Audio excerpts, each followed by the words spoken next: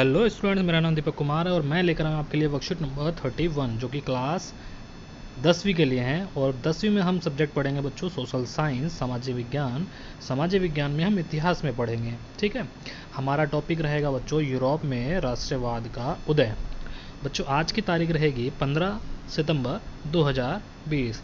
चलिए बच्चों वर्कशीट को स्टार्ट करते हैं। देखते हैं हमें वर्कशीट यूरोप में राष्ट्रवाद के उदय के बारे में क्या बताया गया है। चलिए बच्चों स्टार्ट करते हैं अपनी वर्कशीट को। देखिए बच्चों ये इमेज दिखाई गई है आपको, इसमें एक देवी की इमेज है, ये मूर्ति है। इसमें बहुत सारे लोग इसके पीछे झंडे लेकर के जा रहे हैं। चलिए देखते हैं क्या है बच्चों इसमें। राष्ट्रवाद पर फ्रेडरिक सरियू के विचार। ये फ्रेडरिक सरियू ने राष्ट्रवाद पे अपने विचार दिए थे। तो देखते हैं इसमें विचार इन्होंने क्या बताया।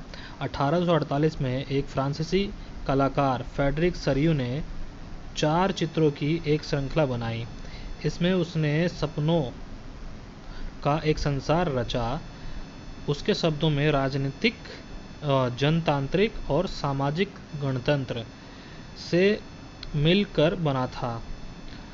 तो बच्चों इसने एक संचार बनाया जिसमें जनतांत्रिक है और सामाजिक गणतंत्र है, उनसे मिलकर के इसने एक संसार बनाया फ्रेडरिक सरियू ने। इसमें क्या बताया, इस श्रृंखला के पहले चित्र में यूरोप और अमेरिका के लोग दिखाए गए हैं।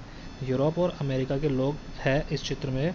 कौन से चित्र में? जो बच्चों हमने ये जो ऊपर देखा है इसमें। ठीक है, चलिए आगे देखते हैं क्या लिखा है।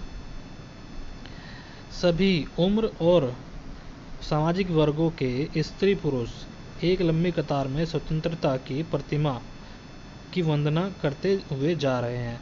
कि भाई ये अपने स्वतंत्रता के लिए नाम जपते हुए जा रहे हैं। लंबी कतार इनकी चल रही है और इसमें स्त्री और पुरुष दोनों ही शामिल है। किसमें? ये जो इमेज आपको दिखाई गई है यहाँ पर स्त्री और पुरुष दोनों ही शामिल है और ये लंबी कतार पीछे से चली आ रही है। ठीक है, चलिए देखते हैं आगे क्या है। आगे देखते हैं बच्चों। प्रतिमा के एक हाथ में ज्ञानोदय की मशाल और दूसरे में मनुष्य के अधिकारों का घोषणा पत्र है। कि जो ये मूर्ति है इसमें एक हाथ में तो ज्ञानोदय और दूसरे हाथ में क्या है बच्चों? मशाल है। देखते हैं भाई कहाँ पर है मशाल और कहाँ पे है ज्ञानोदय। देखो बच्चों ये हाथ में है मशाल और एक हाथ में ज्ञानोदय, मतलब एक हाथ में तो ज्ञान के पुस्तकों का भंडार और दूसरे हाथ में मशाल है। ठीक, चलिए आगे देखते हैं बच्चों। प्रतिमा के सामने जमीन पर निरंकुश संस्थानों के ध्वस्त अवशेष बिखरे हुए हैं। कि भाई यहाँ पे संस्थान है कुछ और वो बिखरे पड़े हैं, ध्वस्त। ठीक है, देखो कहाँ पर पड़े हैं बच्चों, देखते हैं। ये आपको दिखाए गए हैं, ये बिखरे पड़े हैं संस्थान, यहाँ पे ध्वस्त नष्ट हुए पड़े हैं। ठीक, तो आगे देखते हैं भाई आगे क्या लिखा है। 1789 की फ्रांसीसी क्रांति एवं राष्ट्रवाद। अब इसमें पढ़ते हैं हम क्या लिखा है। राष्ट्रवाद की पहली स्पष्ट अभिव्यक्ति 1789 में फ्रांसीसी क्रांति के साथ हुई। राष्ट्रवाद का जो उदय हुआ बच्चों सबसे पहले 1789 में हुआ। ये कहाँ पे? फ्रांस में हुआ था। ठीक, आगे देखते हैं क्या लिखा है बच्चों।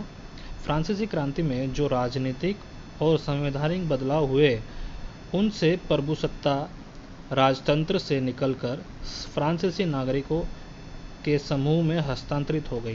कि बच्चों राजतंत्र से निकल के अब लोगों के हाथों में यहाँ का शासन पहुँच गया था। कहाँ का? फ्रांस का। कब? 1789 में।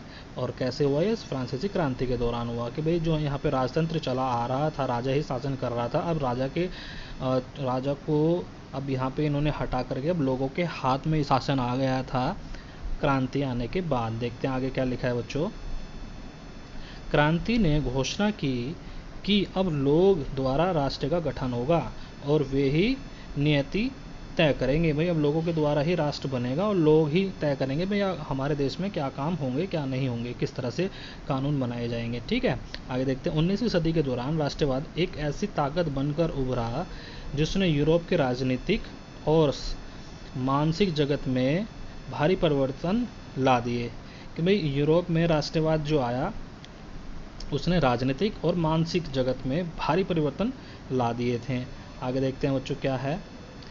इन परिवर्तन से अंततः यूरोप में बहुराष्ट्रीय वंशीय साम्राज्य के स्थान पर राष्ट्रीय राज्य का उदय हुआ। जो बच्चों पहले राजा ही शासन कर रहे थे, अब उसकी जगह पे अब क्या हुआ, यहाँ पे क्या प्रक्रिया चलना शुरू हुआ, राष्ट्रीय राज्य। कि भाई अब देश के लोग देश में ही अपना शासन करेंगे। ठीक है, आगे देखते हैं। राष्ट्र राज्य में न केवल उसके शासकों बल्कि उसके अधिकांश नागरिकों में एक साझा पहचान का भाव और साझा इतिहास या विरासत की भावना थी। कि भाई अब राष्ट्र राज्य का मीनिंग क्या हुआ कि भाई नागरिकों को क्या दिया गया, यहाँ पे एक पहचान मिली कि भाई यहाँ नागरिक भी अब शासन करने के लिए सामने आ रहे थे। ठीक है, कब 1789 की फ्रांसीसी क्रांति के बाद। और फ्रेडरिक सरियू ने राष्ट्रवाद की एक चित्र बताया। ठीक है, जिसमें एक महिला है जो अपने हाथ में ज्ञानोदय और मशाल को लेकर के चल रही है, और उसके पीछे बहुत सारे लोग लाइन से कतार से स्त्री और पुरुष चले आ रहे थे। ठीक है, हमने ये देख लिया ऊपर। अब आगे देखते हैं भाई राष्ट्रवाद के उदय के कारण कि राष्ट्रवाद के कारण क्या थे, कि भाई क्यों राष्ट्रवाद हो रहा था। तो पहला है निरंकुश शासन व्यवस्था। कि भाई लोग यहाँ से नाराज थे कि भाई यहाँ पे शासन की व्यवस्था सही नहीं चल रही थी।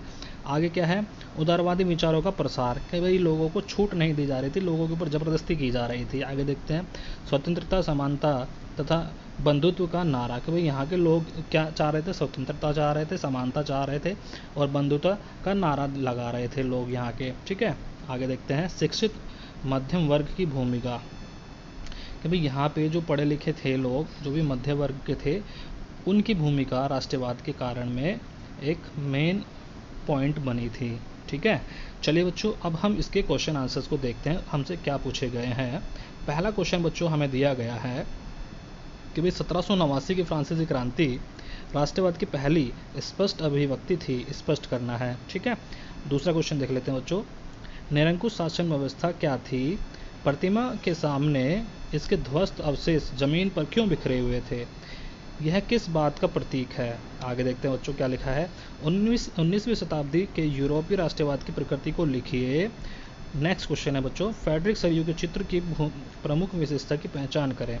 तो बच्चों ये 4 क्वेश्चन हैं, इन चारों क्वेश्चन के मैंने अभी आंसर दिए हैं, आप वहाँ से देखेंगे बच्चों, और क्वेश्चन आंसर के आप स्नैपशॉट ले लेंगे, स्क्रीनशॉट ले लेंगे। ठीक है, ताकि आपको क्वेश्चन आंसर को लिखने में कोई परेशानी ना हो। चलिए बच्चों क्वेश्चन आंसर देखते हैं हम इसके, किस तरह से हम इसके आंसर दे सकते हैं। तो चलिए बच्चों फर्स्ट क्वेश्चन का जो आंसर है देखते हैं बच्चों क्या लिखा है। 1789 की फ्रांसीसी क्रांति राष्ट्रवाद की पहली स्पष्ट अभिव्यक्ति थी, क्योंकि इसके द्वारा फ्रांस में पहली बार जनतंत्र स्थापित हुआ तथा राजतंत्र का अंत हुआ। पहली बार राजतंत्र को समाप्त कर सत्ता फ्रांसीसी जनता के हाथों में सौंपी गई और देश एकजुटता के रूप में देखा गया। ठीक है, तो पहले क्वेश्चन का आंसर हम इस तरह से लिखेंगे। अब दूसरे क्वेश्चन का आंसर देख लेते हैं बच्चों क्या लिखा है। दूसरे क्वेश्चन का आंसर बच्चों क्या है कि भाई निरंकुश शासन व्यवस्था का अर्थ ऐसी व्यवस्था जिस पर किसी का कोई नियंत्रण ना हो। फ्रांस में राजतंत्र के कारण राजाओं पर किसी का कोई नियंत्रण नहीं था, जिसके फलस्वरूप निरंकुश शासक के रूप में कार्य करते थे। प्रतिमा के सामने इसके ध्वस्त अवशेष जमीन पर बिखरे हुए का अर्थ क्या है बच्चों, निरंकुश शासकों का अंत। जो बच्चों यहाँ पे जो चित्र में दिखाया गया था कि भाई प्रतिमा के सामने ध्वस्त अवशेष पड़े हैं जमीन पर, वो किसके थे, वो निरंकुश शासकों के थे। कि उससे पता लग रहा है कि भाई यहाँ पे जो राजा राज कर रहे थे, अब वो राजा का राज यहाँ पे क्या हो गया, समाप्त हो गया है। ठीक है, तो उनके अवशेष यहाँ पे पड़े हुए प्रतिमा के सामने। चलिए बच्चों क्वेश्चन नंबर 3 देख लेते हैं क्या है। अच्छा अभी थोड़ा सा, अभी इसमें सेकंड क्वेश्चन में थोड़ा सा और लिखा हुआ है, देखते हैं बच्चों क्या है कि भाई राजतंत्र अथवा निरंकुशवाद एक ऐसी प्रणाली जिसमें एक राजा समस्त अधिकारों को प्राप्त कर जनता का शोषण करता है। कि भाई राजतंत्र में क्या है कि राजा के हाथ में ही शासन होता था और वो लोगों का क्या करता था, शोषण करता था। ठीक है, आगे देखते हैं। राजाओं पर किसी का कोई नियंत्रण भी नहीं होता था, जिस कारण से अपनी सत्ता और अधिकारों का उपयोग करते हुए ऐसे निर्णय वो लेता था जिससे जनता विभिन्न प्रकार की समस्याओं का सामना करना पड़ता जिसके कारण से। ठीक है, तो जनता उससे क्या होती थी, परेशान होती थी। प्रणाली का उन्होंने विरोध करना शुरू किया। निरंकुशवाद समाप्त करने के लिए उन्होंने प्रदर्शन किए। जमीन पर ध्वस्त अवशेष निरंकुशवाद अर्थात राजतंत्र को समाप्त करने का प्रतीक था। ठीक है बच्चों, तो हमने क्वेश्चन नंबर सेकंड का पूरा आंसर हमने देख लिया है। अब हम क्वेश्चन नंबर थर्ड देखेंगे और उसका आंसर देखेंगे। क्वेश्चन नंबर थर्ड में पूछा है बच्चों, 19वीं शताब्दी में यूरोपीय राष्ट्रवाद की प्रकृति को लिखना था। देखते हैं बच्चों क्या है। 19वीं शताब्दी में यूरोपीय राष्ट्रवाद विभिन्न कारणों से उभर कर सामने आया तथा यह सभी कारण एक आंदोलन का रूप लेकर जनसत्ता को स्थापित करने के लिए अग्रसर हुआ। 19वीं शताब्दी के यूरोपीय राष्ट्रवाद के कारण जैसे झांसी विरासत, एक समान इतिहास, एक भाषा, एक संस्कृति और एक ही विचारधारा, आगे देखते हैं बच्चों क्या लिखा है, जिसके फलस्वरूप यह एक राजनीतिक, सांस्कृतिक तथा जन आंदोलन के रूप में उभर कर सामने आया। तो थर्ड क्वेश्चन का आंसर हम कुछ इस तरह से लिखेंगे। अब देखते हैं बच्चों फोर्थ क्वेश्चन का आंसर। फोर्थ क्वेश्चन में क्या था कि भाई फ्रेडरिक सरियू के चित्र की प्रमुख विशेषता की पहचान करना है। तो देखते हैं भाई क्या है। फ्रेडरिक सरियू एक फ्रांसीसी कलाकार थे। इन्होंने फ्रांसीसी क्रांति में अपने विचारों के माध्यम से व्यक्त किया, प्रतिमा के माध्यम से इन्होंने अपने विचारों को व्यक्त किया। इनके बनाए गए चित्र क्रांति में अत्यधिक प्रसिद्ध हुए थे। इसके मुख्यतः 4 प्रमुख चित्र प्रसिद्ध हुए, जिनका अर्थ राजतंत्र का अंत और जनतंत्र को स्थापित करना था। तो भाई इन्होंने 4 चित्र बनाए थे। उन चारों चित्र में हमें बताया गया था कि राजतंत्र का किस तरह से अंत हुआ और जनतंत्र का किस तरह से स्थापित किया गया। इन्होंने चित्रों के माध्यम से लोकतांत्रिक व सामाजिक गणतंत्र की कल्पना की थी। इन्होंने चित्र के माध्यम से अपने विचारों तथा जनताओं की भावनाओं को व्यक्त किया था। इन्होंने एक गणतंत्र राष्ट्र में राज्य का गठन दर्शाया था।